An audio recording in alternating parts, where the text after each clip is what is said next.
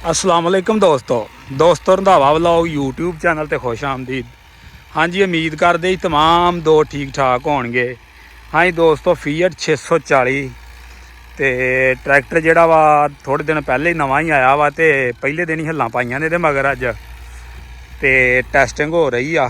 अपने अजीज ही आ, उन्होंने ट्रैक्टर अपने चक के अंदर ही आया वा ते 11 हल्लां ने पिछे गोजरे वालियां दियां, सुल्तानिया वाले गोजरे वाले दियां। ते इहदी जिहड़ी परफॉर्मेंस तुहानूं चैक करवाउने आ।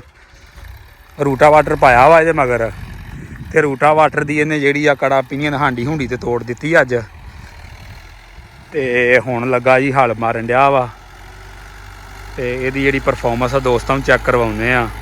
अगर दोस्तों वीडियो चंगी लगे तो वीडियो नूं लाइक करो, शेयर करो, चैनल ते नवें ते चैनल सबसक्राइब करना ना भुल्लिओ।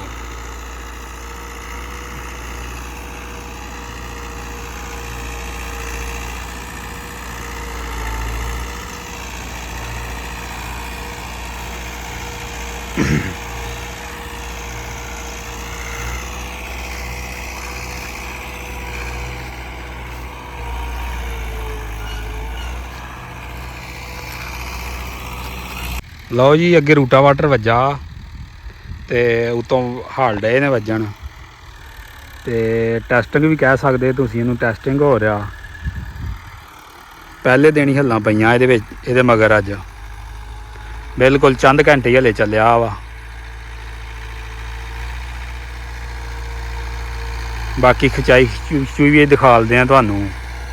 बाकी इहदा जी आम ट्रैक्टरां दा पुराने मॉडलों नालों इस ट्रैक्टर का जिहड़ा साउंड आ वो बहुत ज़बरदस्त आ। पता नहीं ये की चेंजिंग की गई आ या कोई डीजल पंप के अंदरों चेंजिंग आ, बरहल इस ट्रैक्टर का जिहड़ा साउंड आ वो बहुत ज़बरदस्त किस्म का साउंड आ।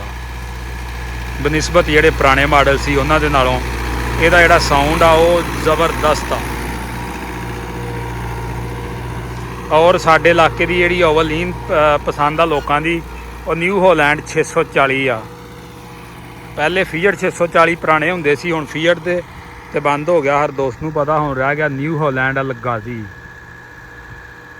बाकी हलां ते खचाई जिहड़ी दोस्तां दे सामने आ, सुक्की पैली आ देख सकदे तुसीं। थल्लों वत्तरी मिट्टी गड्डी आ रहा, पहली सीन लगन डई आ। बाकी फैसला तुसीं खुद करया करो वीडियो देख के अपनी जिहड़ी राय उहदा आधार लाजमी करया करो।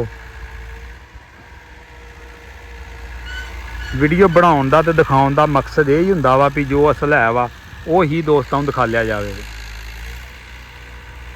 बाकी जी पहलों तो न्यू होलैंड कंपनी खमोश ही ते हुण लगी जी बड़ा वड्डा धमाका करन। 850 जिहड़ा वा 2 तरीक नूं कर रही लॉन्च। बड़े दोस्त पूछ रहे सी, सवाल जो आ रहे सी दोस्तां दे कि जिहड़ा वा न्यू होलैंड 850 वो किदन हो रहा वा लॉन्च। तो मैं दोस्तों दस दिया फाइनल डेट मिल गई है 2 तरीक जिहड़ी आ इंशाअल्लाह ताला 2 तरीक नूं जिहड़ा वा वो लॉन्च हो जाएगा। और जिस तरह का ट्रैक्टर होगा वह भी फीडबैक जिहड़ा दोस्तों नाल शेयर करांगे। बिल्कुल इंतज़ार दीयां घड़ियां जिहड़ियां हुण खत्म होने वालियां ने।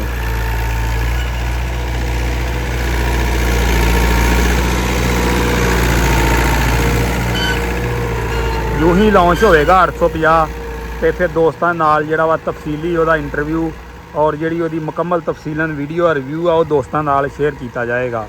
और जिहड़ा वा इंशाअल्लाह ताला कोशिश करांगे दोस्तों नूं जिहड़ा 850 दा वा वो सब तो पहला जिहड़ा वा रिव्यू और रंधावा व्लॉग ते ही वेखण नूं मिलेगा इंशाअल्लाह ताला।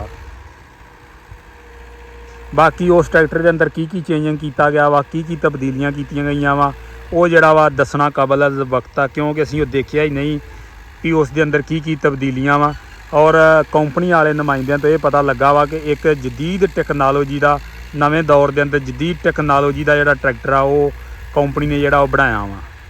और उस दे अंदर ये भी पता लगा कि उस दे अंदर जिहड़े 2 मॉडल लॉन्च करन जा रही कंपनी, एक जिहड़ा वा लिफ्टोमैटिक, एक जिहड़ा वा सादा जिहड़ा वा हाइड्रोलिक वाला, एक लिफ्टोमैटिक हाइड्रोलिक। बाकी जिहड़े कई दोस्तों के सवाल जवाब आ रहे सी कि उहदियां जिहड़ियां टूपां वा वो सीधियां ने ਜਾਂ साइड शिफ्टर गेयर ने ਜਾਂ की गल आ की बात आ, उस दे बारे हले तक साडे कोल कोई रिपोर्ट नहीं आई। यूं ही कोई रिपोर्ट आएगी फिर दोस्तों नाल जिहड़ी आ वो शेयर की जाएगी।